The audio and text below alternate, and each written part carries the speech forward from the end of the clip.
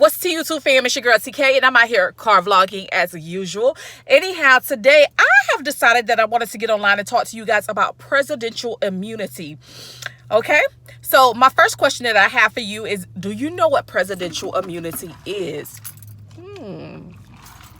Do you? Now, if you don't know, I want to read this insert to you before I go on and start talking, okay?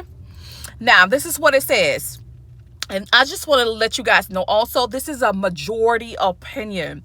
So it says, finally, with respect to civil liability, the court held in Nixon versus Fitzgerald that the president is absolutely immune in actions for civil damages for all acts within the outer perimeter of his official duties.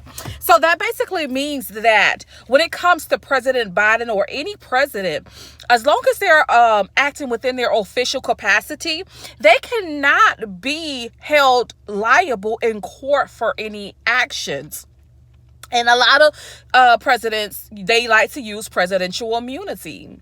I've heard Donald Trump use that word many times. You know, I am going to be opting for presidential immunity when they're trying to get their friends or, you know, family members out of trouble. They always use presidential immunity.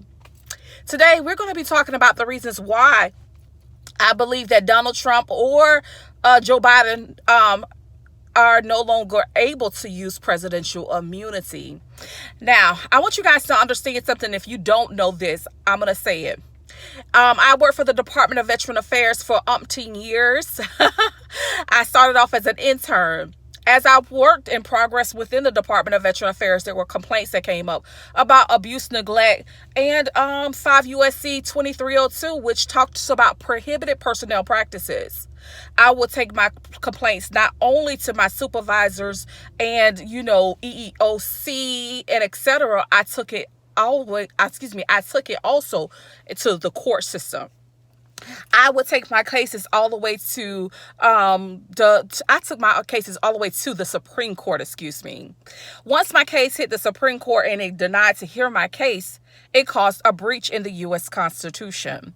This was not something that I did on purpose or intentionally. This was something that was done because there was an egregious act being done within the legal system. When they breached the U.S. Constitution and they chose not to hear my case, they caused a separation in power. Now we're going to be looking at not only the immunity that the president has, we are looking now at sovereign immunity. So now what I'm going to do real quick is look up the word sovereign so you guys can know what sovereign means. And I want to know what it means, the legal definition, okay? So this is what it means, the legal definition, and I'm just letting you know I pulled out my phone, okay? The sovereign is the one who exercises power without limitation. Sovereign is essentially the power to make laws, even as Blackstone defined it. The term also carries implications of autonomy. To have sovereign power is to be beyond the power of others to interfere. So that means that when a person has sovereign power, that means that even when the president has an immunity, the sovereign power will be over the presidential power. So even if the president was to try to use sovereign power, it would not exist because they caused a breach in the U.S. Constitution.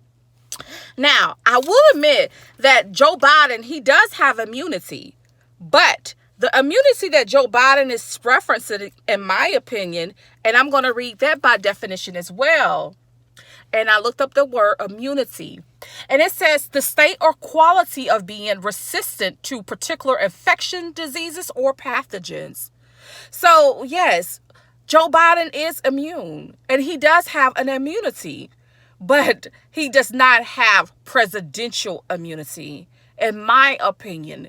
Because Joe Biden breached the U.S. Constitution or the legal system, the judiciary system, breached the U.S. Constitution, and presidential immunity is not afforded. It will go up to the sovereign, and that is sovereign immunity. Hopefully you got what I was saying. Anyhow, I'm hoping you guys enjoyed this video. And if you did, make sure that you know that you can like, comment, and subscribe. Please keep your notifications on so you know when your girl is online. Also, I do have a community tab, which I am always writing on there. So just, you know, you can just write me. You can text me on there, or well, actually you can text me on Instagram, and my Instagram is TK_KNOWLES01. Peace, love, and happiness, guys. Bye.